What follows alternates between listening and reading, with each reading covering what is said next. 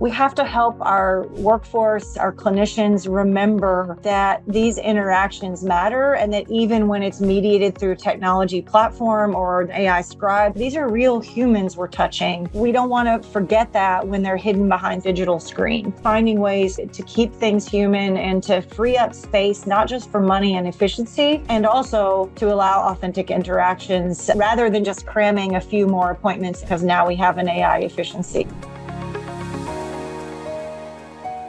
Welcome and hello. I'm Chris Malone, and I'll be your host for today's discussion. Thank you for joining us. I'd like to start by welcoming our friend, colleague, and program partner, Michael Giuliano. Michael is president of Planetree, which is a global not-for-profit organization dedicated to humanizing healthcare for everyone through excellence in person-centered care.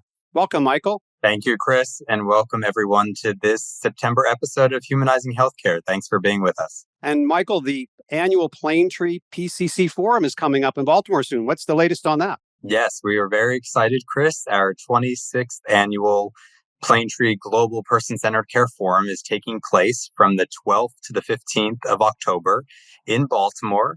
And we have a great lineup of not only keynote and breakout speakers, but really fun and engaging activities to bring together our global community of passionate healthcare professionals and organizations that will all be together in Baltimore in person, sharing new ideas and lessons learned. So we really hope that all of you can be there. And if you are interested, our team can help you navigate that process. Well, Michael, I certainly look forward to being there. We're back in my home state and look forward to seeing you in person.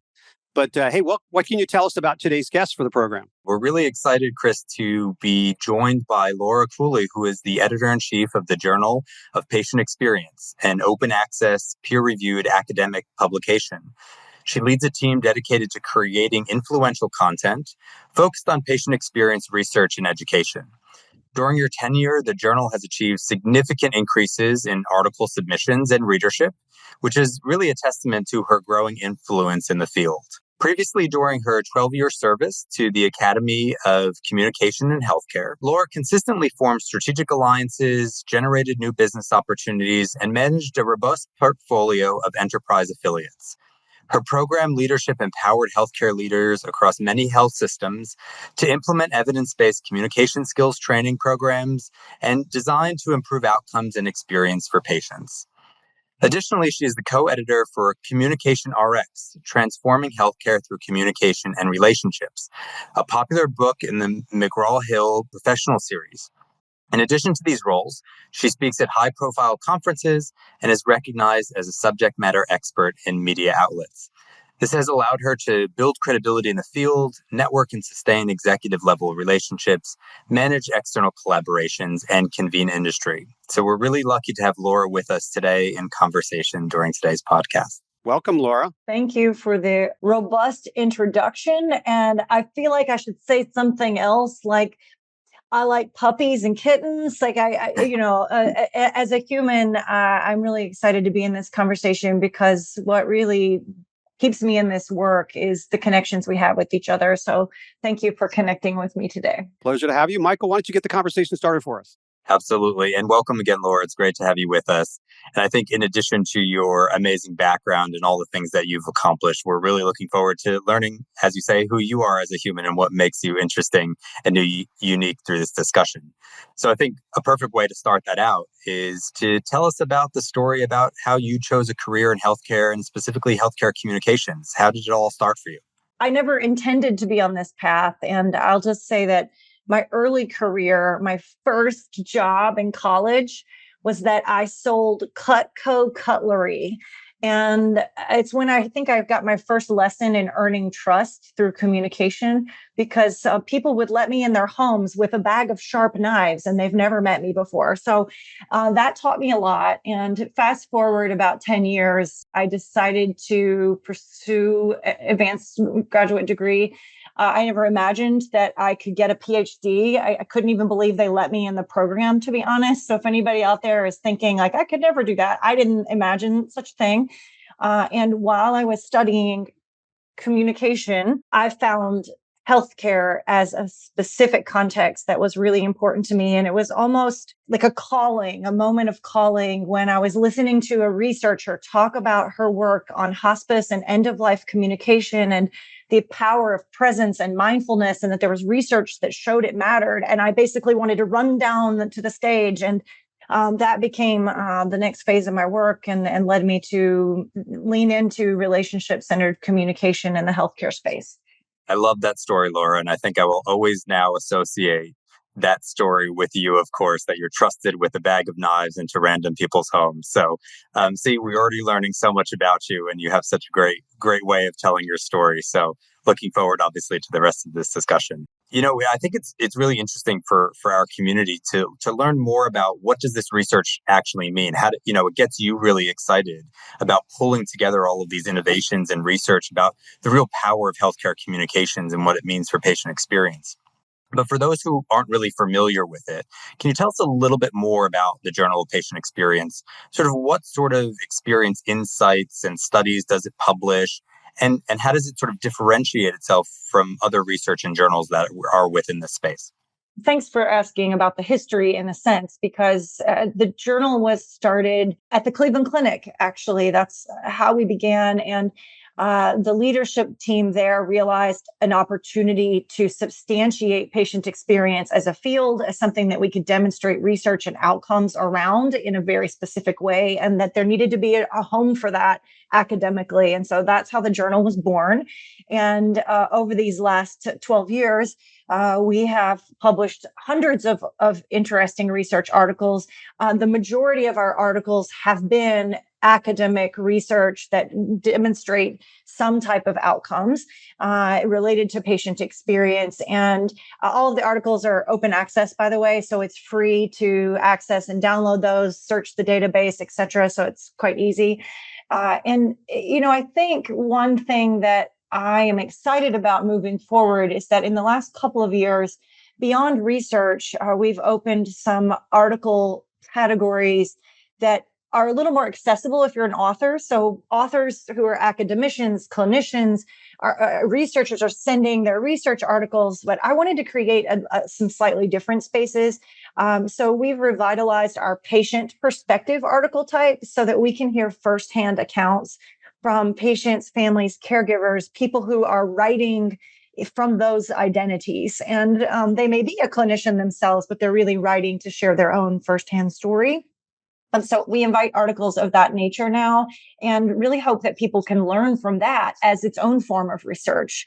And then the other article type I was excited to launch a couple of years ago is called Industry Insights. And it's a little more pragmatic and practical, helping us think about applied perspectives.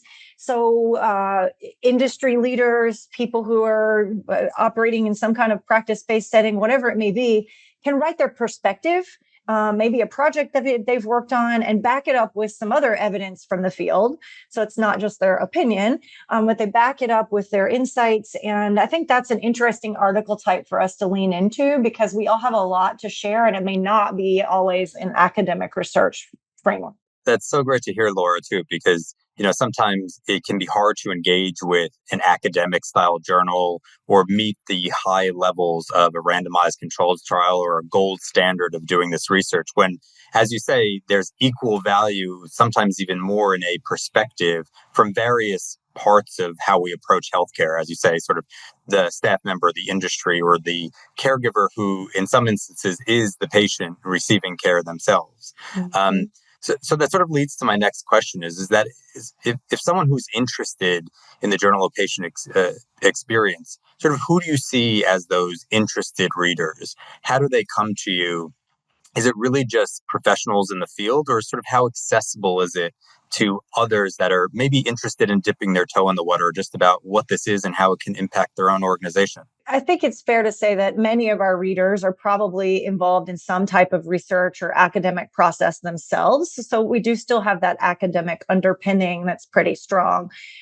We also see a lot of professionals who are trying to improve patient experience at their hospital, at their primary care practice, or whatever their their health and care context might be, coming to the journal to look for resources that may back up something that they're trying to do or learn from what's already happened or what's out there. What I actually wish, though, is that our articles were even easier to read and digest. So I want to disclaim that although I am an editor-in-chief of an academic journal, what I really wish is there was like a cartoon version of each one and we could all push the cartoon button.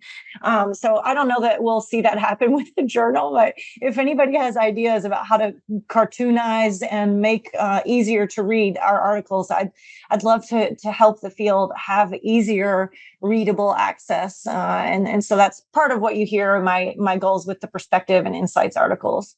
I think the industry insights articles are a really good example of that, because to your point, making those insights more widely accessible to the practitioners that are aiming to apply these insights. I feel like there is such great insight out there in so many clinical studies, but getting those translated into tangible, actionable things you can do to impact the experience tomorrow, that's where I think we have an opportunity. So it's great to hear that you're moving in that direction.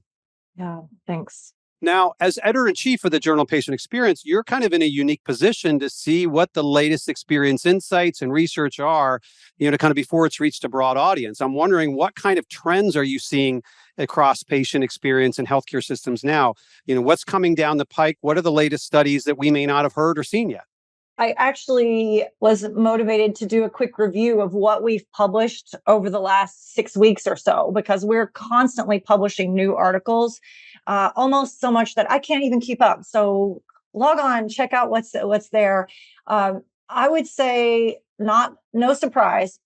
Technology and digital innovation, we're seeing a rise in those types of articles. For example, last month we published something on artificial intelligence and patient information seeking, specifically among cancer survivors. Like, how are they going to use AI to improve their information access, et cetera? I think a second category that came up as I'm looking is patient engagement and voice. So really amplifying the patient voice more clearly, how to engage patients more actively in their own health and care, and creating more personal agency. So we saw articles on all those types in the last month. I'd say the third category aligns really well with the work that you're doing here in this podcast is humanizing care. We actually have a call for submissions right now with the Gold Foundation on humanism and the intersections with patient experience. So I think we are eager to lean into more humanizing, humanistic practices. So, for example, last month we published something on the healing touch, and it was written from a patient student's perspective. So I think there are lots of different ways we can humanize. We're still seeing and interested in publishing articles around equity, inclusion, representation. We have a special collection on that topic area. So an example there is that we recently released an article on the patient family advisory councils and the barriers and facilitators to having more diverse participation in those PFACs or patient family advisory councils. And then I think the last thing I'll mention is thinking about the future of patient experience. And we published an industry insights article last month that was really highlighting where the field should go and what we could be doing better with our research to make it more meaningful. So I'll stop there. With those are just some trends that are demonstrated through the recent releases. Well, very interesting. I want to dig a little further into things related to artificial intelligence, obviously, which is front of mind for everyone. We've certainly heard indications that, ambient AI scribes are being used in the exam room to capture notes and things like that. And even one of our recent guests talked about how they are using AI to scale their staff in their contact centers to expand access and answer questions more quickly and things like that. But to your point, there's also this kind of counter, I think, apprehension that, hey, if we start automating and replacing human communication with patients with AI, what will we lose? And I wonder, do we see yet anything on the horizon or anything that you're seeing coming in that gives us, how we find the balance on that, or where the balance may be? Well, I like to think about it rather than a balance, more like holding a tension. Mm. because I think we must lean into and embrace and leverage AI solutions. And those can have great benefits for our patients and families. Like the article I mentioned about how patients are using AI to seek information and to manage their own care. I think we can take agency as patient and family members by using those tools. And at the same time, I think we are at risk of feeling more dehumanized. With the increased utilization of these types of things. To give you an example of what I hope we'll continue to see, I escorted my mom to an appointment to see a specialist last week. And she was nervous, just in general about going. We walk in, it's a big clinic, and there are, multiple specialties that are housed there. As soon as we walked in, there was a very nice man welcoming us at the door, not behind a podium. He was like standing there as if he were waiting for us. And, he wanted to know what we were arriving for. And he escorted us straight to a little booth. And there were 20 booths that we could have went to, right? And it immediately humanized our experience. There could have been a kiosk there that would have automated our process. And instead, they invested in a human. And to me, it was palpable. And my mom definitely appreciated it. I imagine it put her at ease, upon arrival. Now, I'm also curious what you're seeing in terms of how the role of patient experience professionals has evolved over the last few years and where it may be going. Particularly as we think about technology, it reminds me of what we saw in the marketing field, where traditionally marketing people used to be trained at consumer product companies, but with the advent of e-commerce and social media and mobile devices and so forth, it became much more critical for marketing people to be technology people first and marketing people second. I wonder if some of that might be the case in the future for patient experience, or what are you seeing in that regard? I have been observing some shifts in the field around my friends and colleagues who work in patient experience in a variety of contexts. I think that more than ever, we are prompted to demonstrate our value, that patient experience is not just nice to have, and we have to really connect the work that we're doing to other pieces of data. In our effort to make patient experience its own thing and to elevate the importance of patient experience over the last 15 years, I think we may have missed an opportunity to stay integrated with other quality, safety, and financial metrics. And that if we want to see our field continue to evolve, we've got to lean into collaborations, looking at the correlations across that data. And that's the biggest thing I'm interested in publishing at the journal right now. So if anybody's thinking about work that they're doing, help us demonstrate how patient experience has real impact in connection to other areas of impact that matter in our systems of health and care. I don't know if that's really answering your question. I think, a lot of people are wondering, will there still be departments of patient experience? Will there be chief experience officer roles? I do think we're seeing some conflation and some dissolving in the field.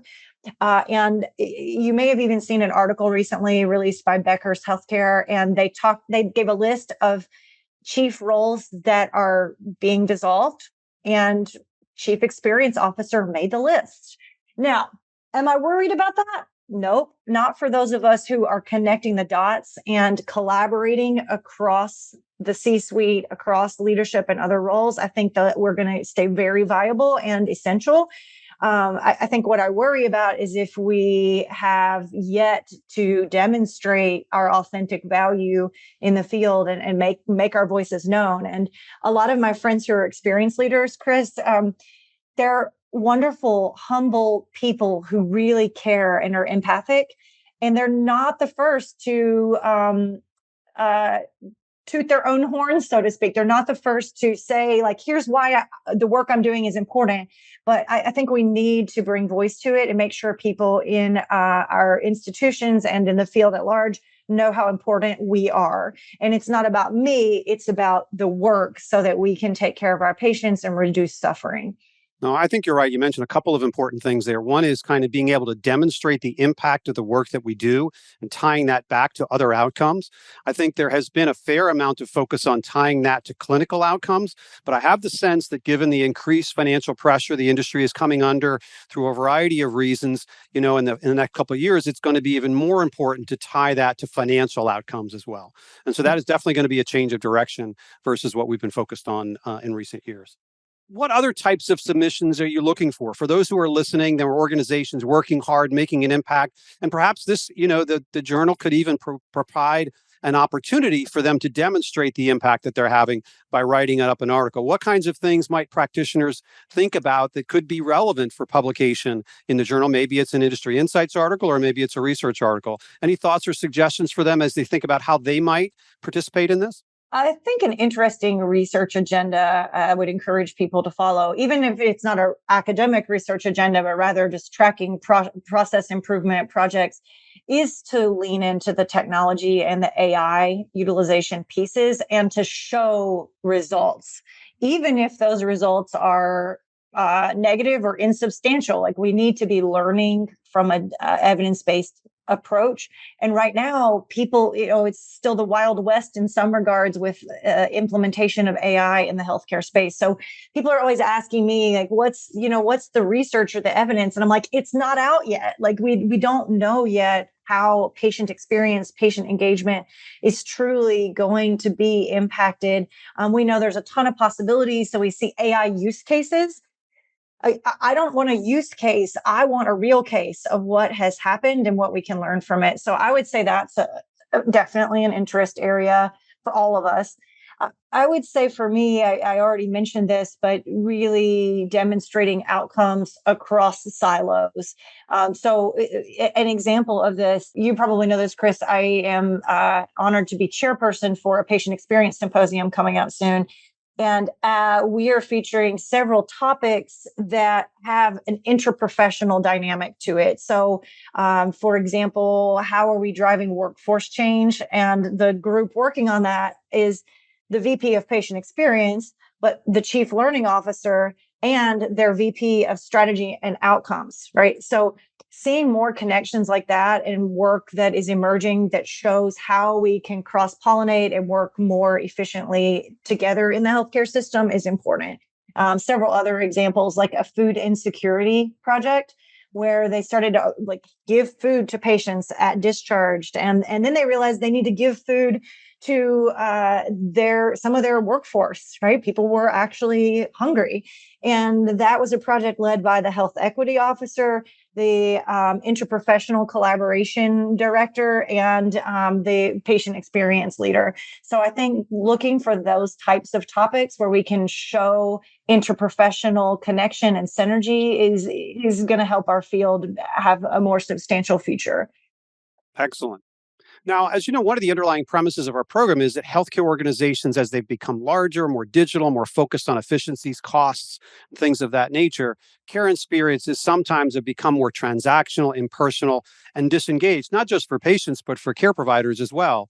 And so I'm wondering what, in your view, should healthcare providers and professionals, particularly in the experience area, be thinking about as how we kind of keep that human relationship part of the central part of care as we leverage these technologies and try to prove its impact on other outcomes in the care experience? Well, I wish I had the answer for that, Chris. I think it's something we're all going to continue to grapple with as we hold those tensions between AI technology and the human encounter.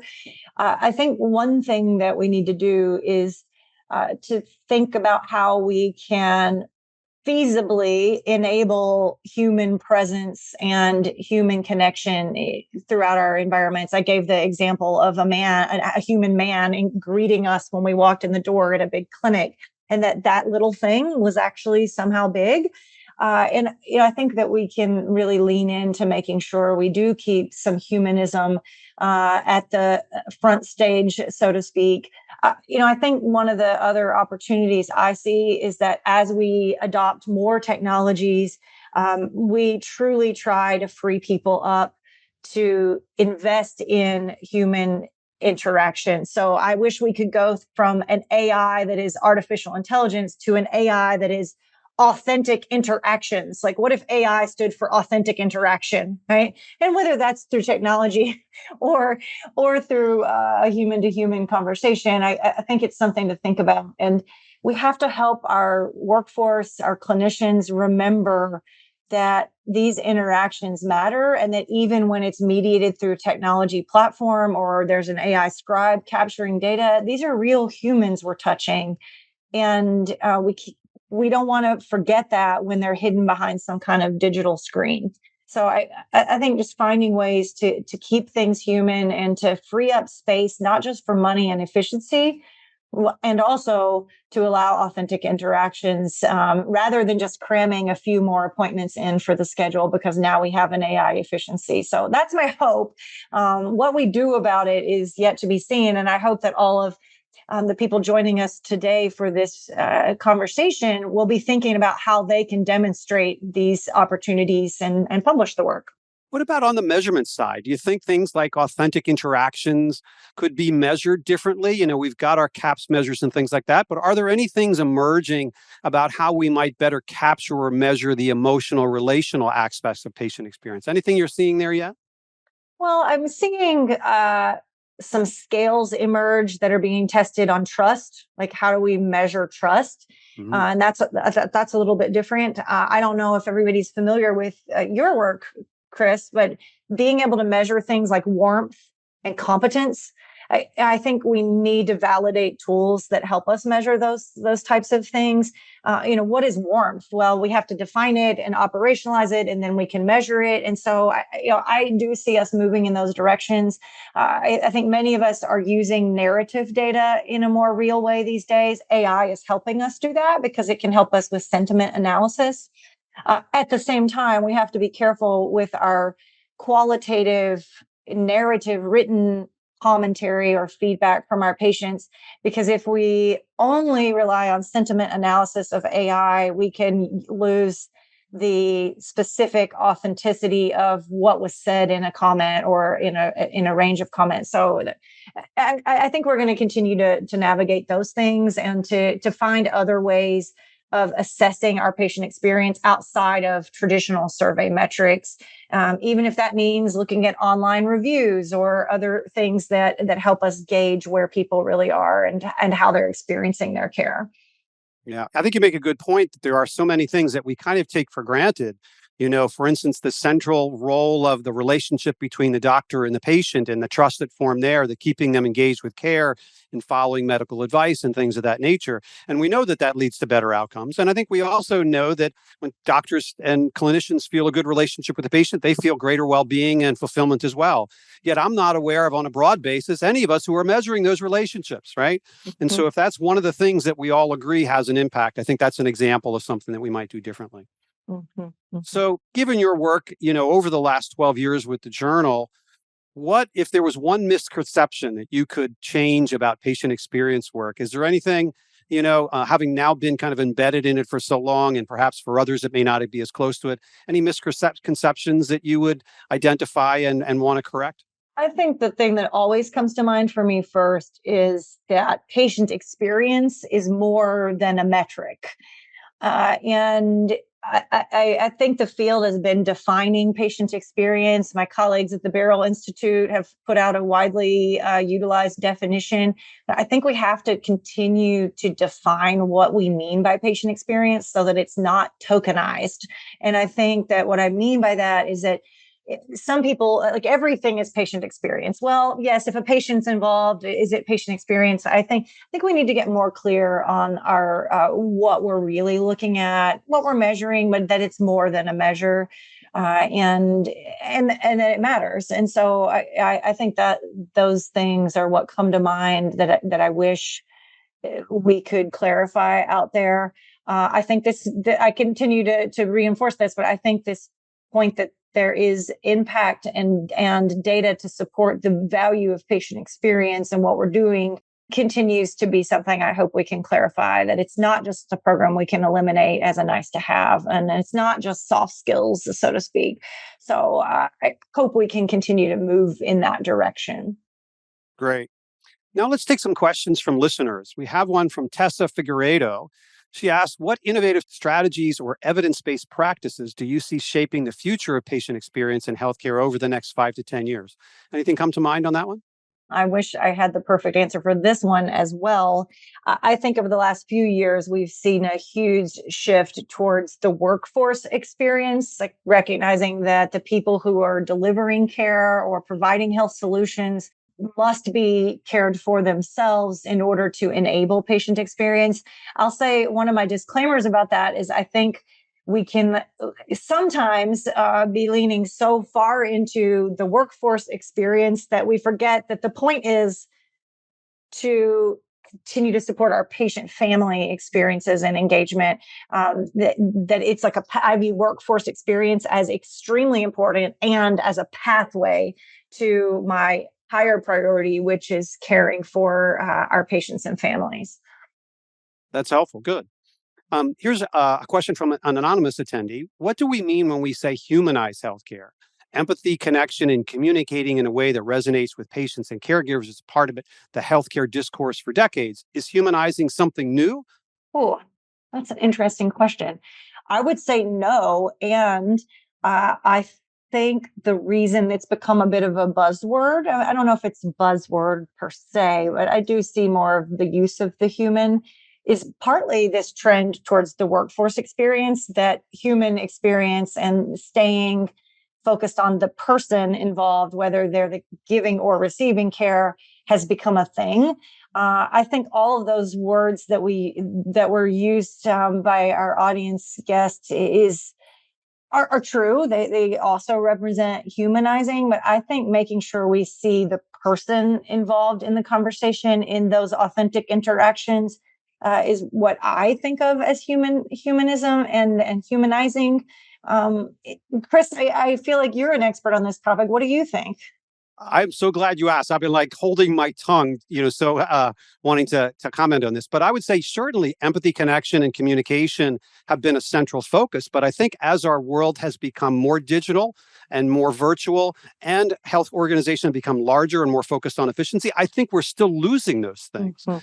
And I think it's not just the caregivers, right? I think we've been reinforcing with one another for a long time the importance of those things. But the systems, policies, and processes that have been adopted, one, don't reflect that empathy, connection, and communication. And two, make what I like to call an American Ninja Warrior obstacle course for caregivers to have to navigate in order to deliver care that makes those things very hard. So I think it's Mm. not new in one sense, and we need to work harder to preserve it as our world evolves. I think we're seeing decisions be made at high levels, whether it's at our local health system or our government or whatever it may be. And those decisions can feel like they're occurring in a vacuum without the human at the end of the pipeline being considered. And so, to me, it's thinking about what the human factor impact is going to be of our decisions of what we are or are not providing and how we are or are not providing health and care. Great, great.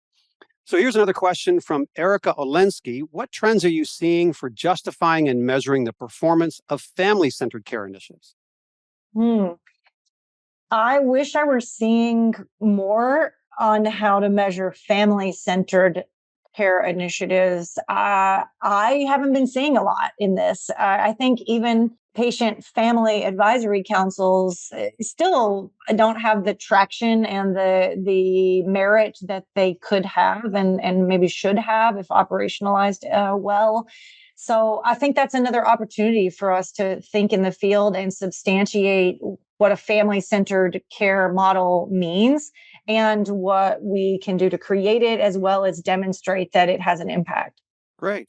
Here's a question from Ellie Saloom. How do we measure, in your opinion, and act on silent dissatisfaction, patients who don't complain, who don't return? What indicators or data points can help us detect this dissatisfaction when it isn't openly expressed? Yeah, I haven't thought a lot about that. The first thing that comes to mind is like attrition. So, are we losing people?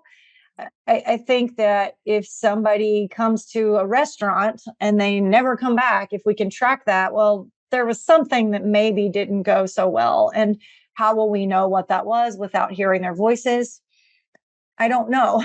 But I think that there's some opportunities to address that question. And I frankly don't have a well-formulated answer. I think we need to work on that in the field. Yeah, I would add something that we have discovered, and that is that, as Ellie suggests, there are some patients who are very proactively engaged in care and others that are very kind of disengaged in what we call reactive. And what we Mm-hmm. find is that it's primarily those proactive patients that are the ones that respond to requests for feedback. And those who are Mm-hmm. disengaged and passive, they don't bother. They're just not Mm-hmm. into it.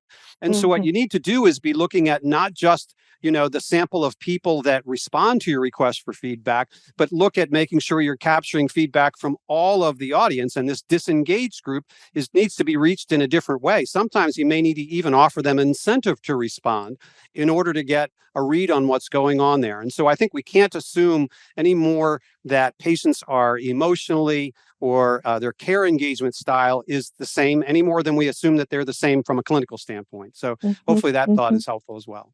Well, just to brainstorm or workshop this for a second, I'm curious, like, what would it look like to invite feedback from our engaged people to speak to their friends and like about their friends and family? Like, okay, so they're willing to tell us. Well, what can they tell us about the family who won't tell us? For example, it's common that I have a grouchy uncle who likes to complain about all of his healthcare experiences. You know who he complains to? Only me. He's never told anybody in his healthcare system or his doctor.